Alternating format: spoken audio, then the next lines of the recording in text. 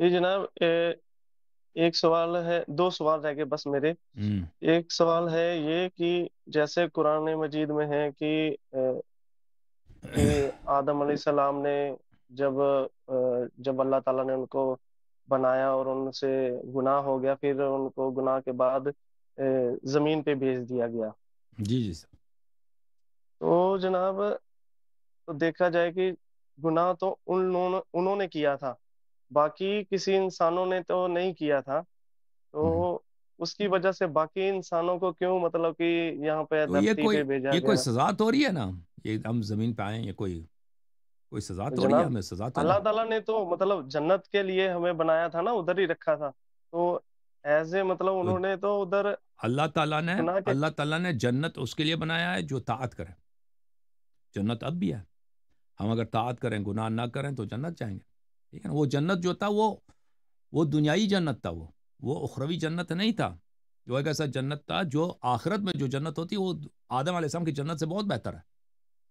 وہ ایک دنیائی جنت، شیعہ حدیث میں وہ دنیا کی کوئی جنت تھی، دنیا میں جو آسمان میں تھی، اللہ تعالیٰ نے اس سے آدم علیہ السلام کو نکال دیا، اور آدم علیہ السلام کے فعل کی وجہ سے اس کے اولاد بھی اس جنت سے فی الحال محروم ہو گئی، ٹھیک ہے نا۔ اب دنیا میں جب آئے ہیں تو یہ اللہ تعالیٰ کا بڑا احسان ہے کہ اگر اس میں ہم طاعت کریں، ہم گناہ نہ کریں، ہم ایمان لائیں، تو اچھے کام کریں۔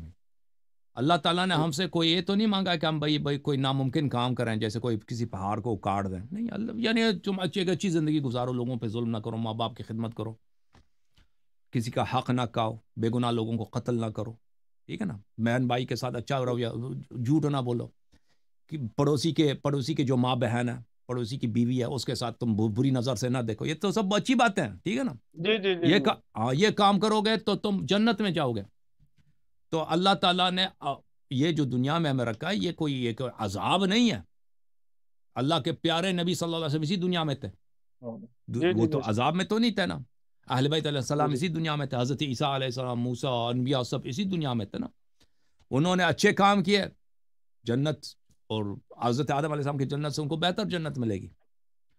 اور اگر اچھا، ہم برے کام کریں گے تو اللہ تعالیٰ نے فرمایا کہ میں غفور الرحیم ہوں، تم توبہ کرو جلدی سے، تم توبہ کرو، تم کہہ دو غلطی ہو گئی، اللہ غلطی ہو گئی، یا اللہ غلطی ہو گئی معاف کرو، اللہ تعالیٰ معاف کرے گا، ٹھیک ہے نا۔ غلطی تو سب سے ہوتی ہے۔ تو اللہ تعالیٰ نے یہ دنیا جو بنائی ہے، یہ بہت بہترین موقع ہے ہمارے لیے، یہ ہمارے لیے بہترین موقع ہے۔ یہ کوئی عذاب نہیں ہے دنیا کے، یہ کوئی عذاب ہو، یہ ایک بہت اچھا موقع دیا ہے ہمیں اللہ تعالیٰ نے کہ ہم جو ہے وہ کام کر سکے جو فرشتے نہیں کر سکتے، یعنی گناہوں سے بچ کر جنت کمانا۔ جی ہاں، جھوم جاؤ، پرواز کرو، کیوں فخر سے سر اٹھا، کیونکہ اللہ تعالیٰ نے تمہیں انتخاب کیا، صراط حق پر صرف تم ہو، صراط ایمان پر صرف کیا، کیونکہ اللہ تعالیٰ نے تمہیں انتخاب کیا، صراط حق پر صرف تم ہو، صراط ایمان پر صرف